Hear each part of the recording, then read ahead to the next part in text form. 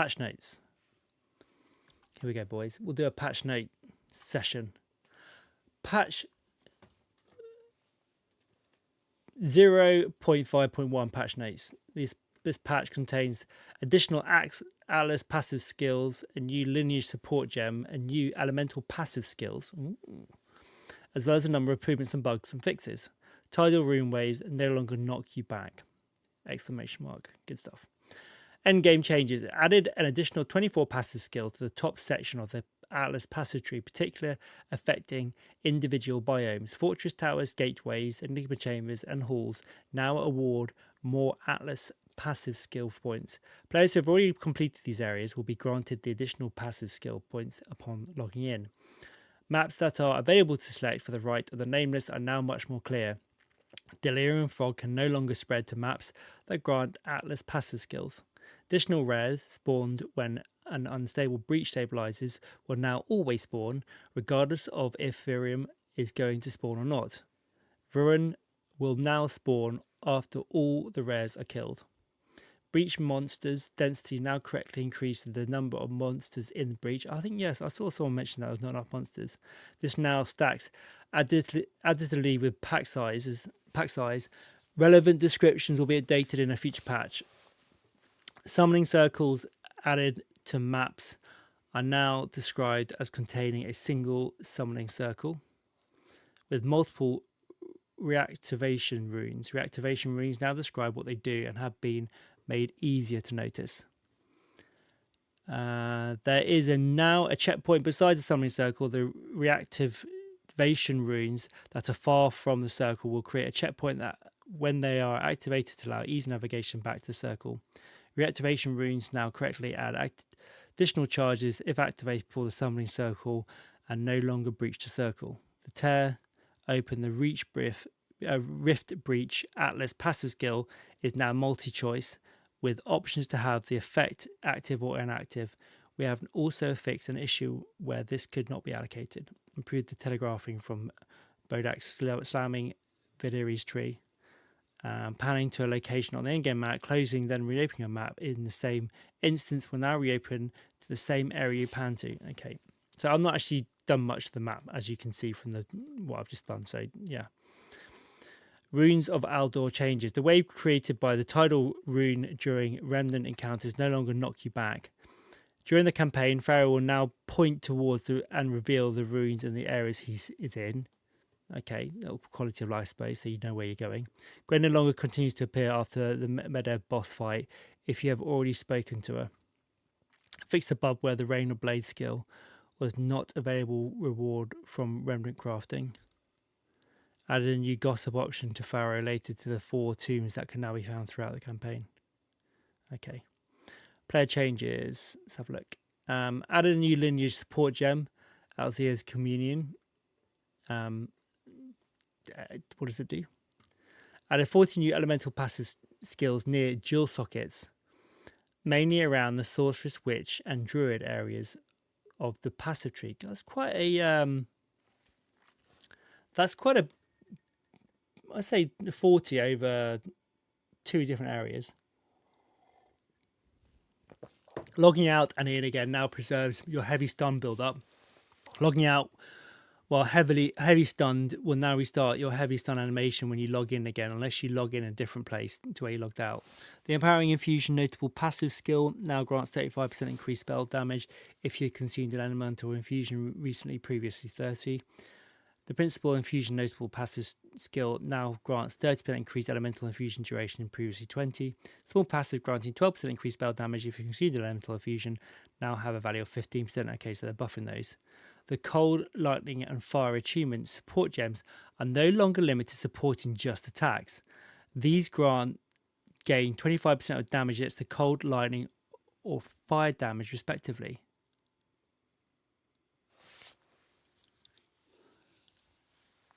Okay, so are they buffing spells then? The Cold, Lightning and Fire achievement support gems that are no longer limited to supporting just attacks.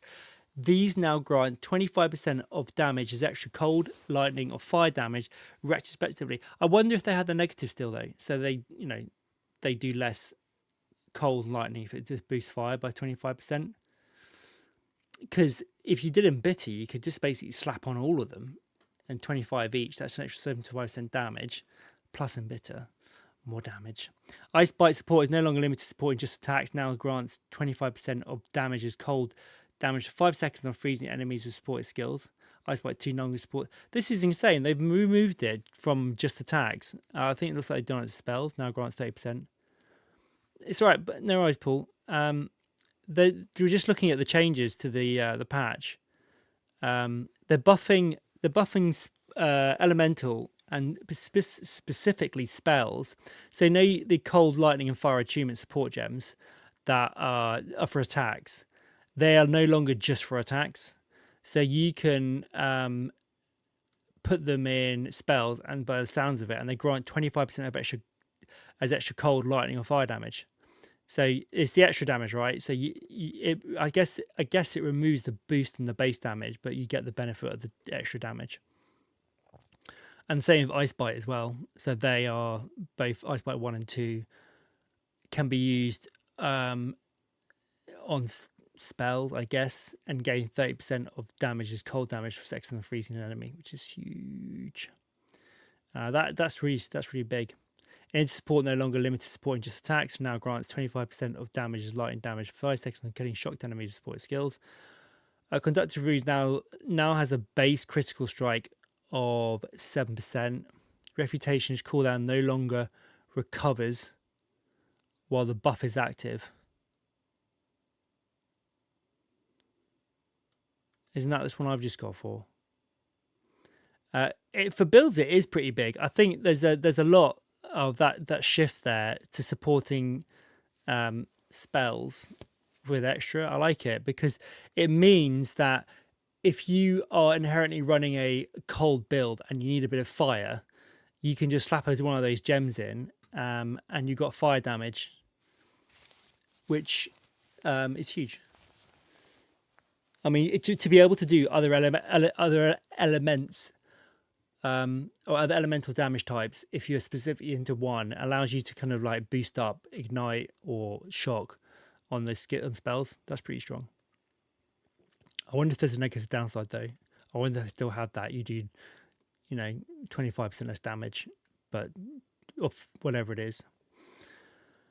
The Acolyte of Chilua's Archon of Chilua skill no longer disables you from dealing elemental damage while active. The Leech Eternal's Life passive skill no longer prevents life reservation. Moat buff stacks from Gemini Legionnaire Vitreous Barrier skill now persist between non-town and hideouts. Stuff like Trinity will be a lot easier, yeah, definitely.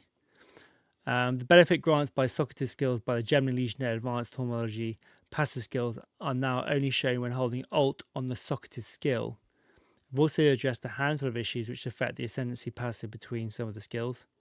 Okay, quality of Mirage Archer and Artillery Blast are now functional. Seismic Cry, Forge Hammer, and Shield will now display the quality of benefits they provide. Stampede now has 20% more effect of its special effect. Fix the bug where explosive grenades, storm lance, and plasma blasts were gaining one less projectile from quality than intended.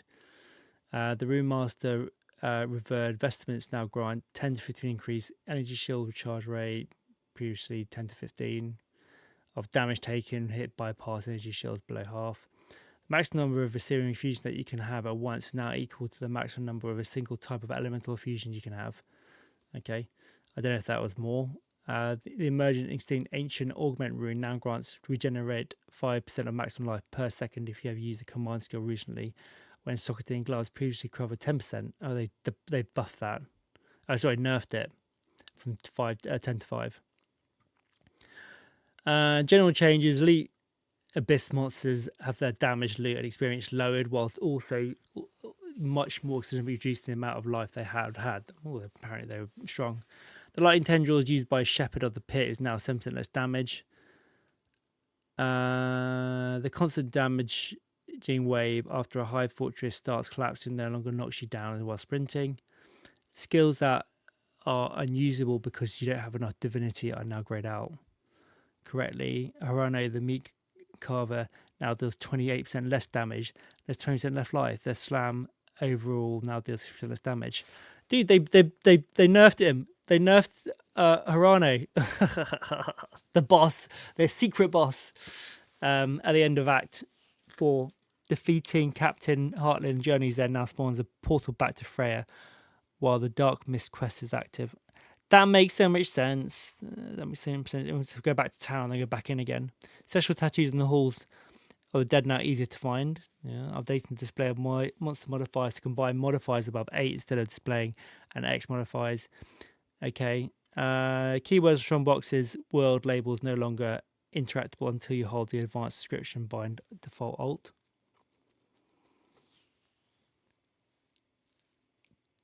Interesting. So keywords and strong boxes, word labels no longer. So you got to play the alt in order to get those. Okay. Update the visual effects of the keyword underlines. Added a button to open the Path of Exile trade website from the marketing panel when displaying a controller. There you are, Dan. Nathan, that'll be good for you.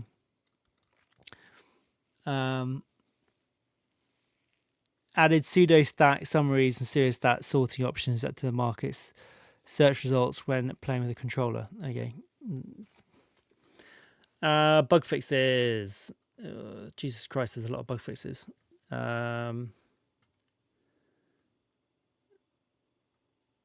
Anything in particular? Orbs created in the phase sequence of a specific boss fight.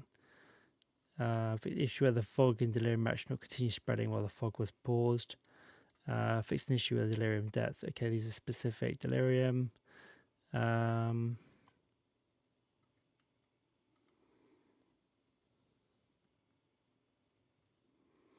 Okay, as an item fix, enemies killed by the Vesture Dark Unit helmet's effect would not grant experience. Fix the bug where second wind support could not support skills used by totems. Fix the bug with Mirage Archer targeting when using channel bows such as snipe, detonating arrow, and rapid shot.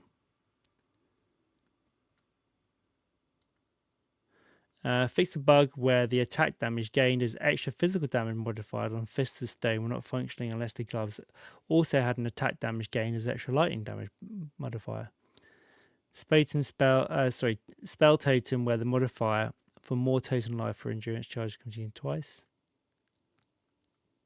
Issue with All Last Resolve unique flaws when missing description for its modifiers. No longer has an instant recovery or excess life recovery added as guard for 20 seconds. Instead, now providing regeneration 2.5 to 5% of the maximum runic ward per second during effect, and gain guard equal to current runic ward for 10 seconds when the effect ends. These changes were included with Zero provided but didn't make it into the patch notes. Okay, so they've changed that to obviously coincide with the new league mechanic, which is now obviously to stay. Fixed the bug where Comet did not deal damage with the Abyssal Comet skill effect microtransaction equipped. Oh god, microtransaction nerfed. Fixed the bug where Vaulting Impact was always targeting the player location when player with a controller. Fixed the bug where current location was no longer displayed on the Atlas map. The bug where the powerful boss option but stone passive skills, not summoning circles. Fixed an issue where some players were unable to see the precursor. Okay, this is tower related quest tracking. Fixed an issue where the collect divine power quest step up to the boss. No, it's boss fight. Hold on. Emerge Fury location. No, I'm trying to find skill stuff. RuneSeek. The RuneSeeker quest in Act 2 was prematurely completed by players who already completed the act of another character while speaking to Freya at the end of it. Okay.